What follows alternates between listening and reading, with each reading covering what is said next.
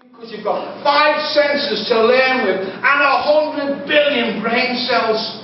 And suddenly those students, once they leave your class, they'll go on and do great things for India. They'll go on to inspire other people and get fantastic jobs. But they will always remember my faculty who inspired me and motivated me.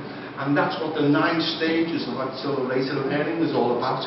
You'll get jobs all over the world. It'll be awesome for you. So I'm finishing. If I can just tell you really about a real life event many years ago.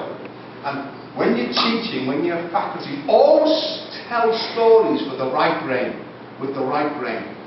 Now, there was this young teacher. This was way back in California. And this teacher used to get up every morning and jog on the beach at 5:30 in the morning, every morning. Jogging, 5:30. Now, the reason he used to get up and jog at 5:30, he wanted to be a great faculty, a great teacher. And he found if he jogged early in the morning, the oxygen used to stimulate the 100 billion brain cells. And when he was in class, he had all the energy in the world. And he was sharp and he was alert. And also what he found, the students used to like him because he had energy. But he found also people were getting a sack in his college. The owner was sacking the faculties. And he didn't want to get the sack because he had 3 young daughters, and if he got the sack, he wouldn't have nowhere to live. So all the time he wanted to be the best faculty, he wanted to be the best role model, the best teacher. So he started studying the 100 billion brain cells and the 9 stages of accelerated learning. One day he was on the beach jogging, and there ahead of him was an old man. And this old man seemed to be picking things up from the ocean, from the shore, and throwing them back into the ocean. And as he got closer, and the old man had a sore back, and he picked this up, so he got jogging, and he passed him. He said, good morning. And the old man said, oh, good morning, sir, good morning. And then the teacher stopped, and the curiosity got the best of him. So he went back to the old man and he said, "Oh man, it's 5:30 in the morning, and I'm the only one who gets up at 5:30 in the morning. And what are you doing?"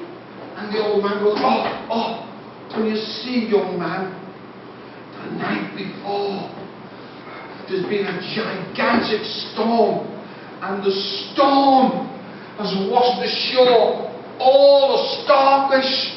And you see, young man, the strong California sun is starting to rise, and in 2 hours, it'll kill all the starfish, and I'm starting to throw them back into the ocean to save their life and make a difference." So the young teacher, he looked to the right of him, and sure enough, as far as the eye can see, there was mounds and mounds of starfish have all been washed ashore. And he looked to the left of him. Sure enough, the old man was right again. Heaps and heaps of starfish had all been washed ashore. And then he thinks, and he says, "Old man, you're so right. There has been a storm the night before, and they washed ashore all the starfish.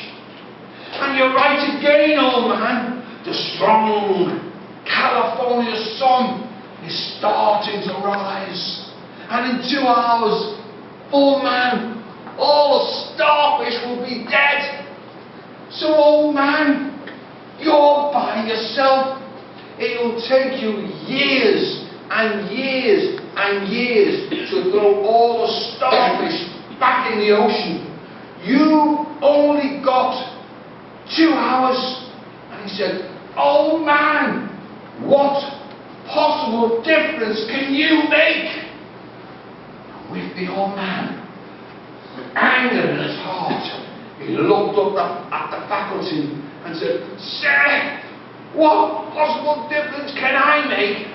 And he runs over to a starfish and he picks it up and he throws it far into the ocean. Splash! And he said, "Sir, I've just saved that starfish's life. I made a difference in that starfish's life." And with that he runs across again and picks up another starfish and he throws it far into the ocean. And he said, "I've saved that starfish's life. I've made a difference there." And with that, the faculty was shocked by the old man's anger. And he thought, and he thought.